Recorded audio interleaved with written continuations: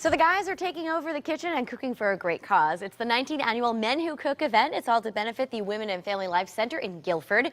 Joining me now is one of the volunteer chefs, Jeff Trombetta, and Susan Finkle, who is on the board of directors. Nice to have you both here. Thank you for having us. Nice to be here. All right, so before we make these fabulous truffles, Susan, tell me a little bit about the event. I understand the men are going to be cooking. The men are going to be cooking, and it is our 19th year, and this year we thought we'd change it up a little bit. Okay. And past years we've had a buffet-style dinner, and this year we're going to transition into a more lively cocktail hour, small plates, lots of food stations. Sure, a lot of mingling too, right? Lots of mingling and socializing going on. All right, sounds fun. And let's get started with the truffles. Jeff, how do we begin? Well, we first have to boil cream. Okay. Heavy cream, and it's the ratio is important when it comes to truffles. Okay. It's about 1/3 cream, 2/3 chocolate, melted chocolate like this. And once the cream has come to a boil, you pull it off the heat, and then you add your chocolate, and it melts at 89.5 degrees, so it melts very nicely off the heat. You don't want to heat it up too much. And we're going to also flavor our cream with a little bit of cream de cocoa, not too much. Okay. And then you let it harden, and it gets like this, and then you could scoop it out. You just take Does it have to be put in the fridge at all, or yes, just will harden? it should. Oh, okay. Just to set it up. And that's the whole thing about chocolate hardens naturally, but the cream softens it enough to just be a candy. Oh, I see. And you kind of put that out. And then while the cream's boiling, you could have a choice of, we have toasted coconut, toasted in the oven, some sliced almonds. I'm sorry, not coconut, almonds. Great, toasted in the almonds. oven. Can't go Then wrong put with it that. through a food processor, and It just sticks? it just sticks when it's a little bit warm. You should roll it in your hands a little bit, like that, and end up like that. And so let's add our chocolate, pull Okay. this off the heat. Sure. And And there's probably a fine line here where you don't want to burn it either, right? That's why you take it off the... yes, just boil the chocolate, just boil the cream. Oh, and it'll melt. Yeah, Okay. and get your ratio, 1/3, 2/3, and let that melt slowly. Don't put it back on the heat, it will melt. Well, that's melting. I know you've taken part in this event in the past, Jeff.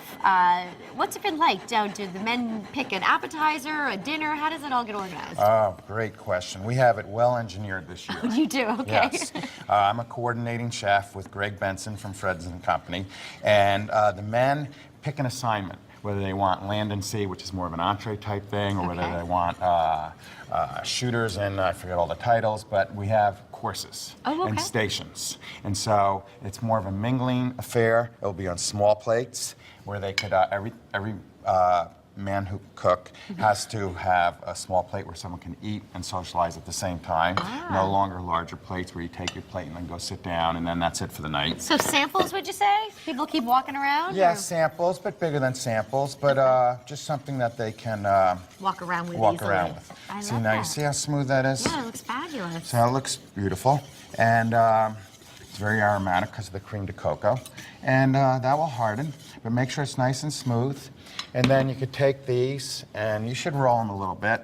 And I showed you the toasted almond, Yeah. but you get a ball like that. Now and you're then just this is dipping it in cocoa cocoa? powder, Oh. all right? And so, Beautiful. Now, obviously, this is going to be served at the end of the night.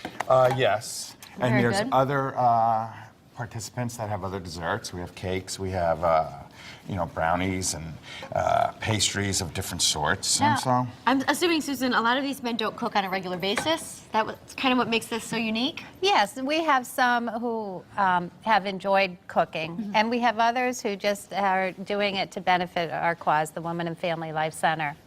And I know that there's a live auction. There's some great silent auctions. Talk to me what people can bid on.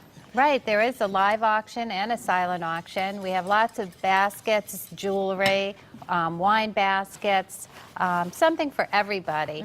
Great, fantastic. I know jewelry too. they have jewelry, they Yes. have, I know I'm bidding on a Jeroboam-sized I bottle. don't know what that is. That's bigger than a Magnum, right? Oh, yes. It's 5 liters, or equivalent to 6 750 milliliter bottles of wine. Wow. And it's a 2-hand job, or maybe even a second person to pour. That's a And it's great like a prize. Montalcino. It's from the near Chianti, from the south of Tuscany. It's a beautiful bottle of wine. Great. All right. Well, how do people get to attend? Well, we still have tickets available. They're available online at womenandfamilylifecenter.org or directly at the Women and Family Life Center, which is in Guilford. All right, well, we'll put the information up on the screen if you'd like to check out the Men Who Cook event. It's happening this Sunday at the Owenigo in Brantford. Go to womenandfamilylife.org for more information and tickets, and we are going to taste some of these truffles at the end of the show. Thank you so much for being here. Thank you. Thank you, Teresa. All right, over on stage 8, East Haven's Peter Sestero performs When Style Returns. You don't want to miss it.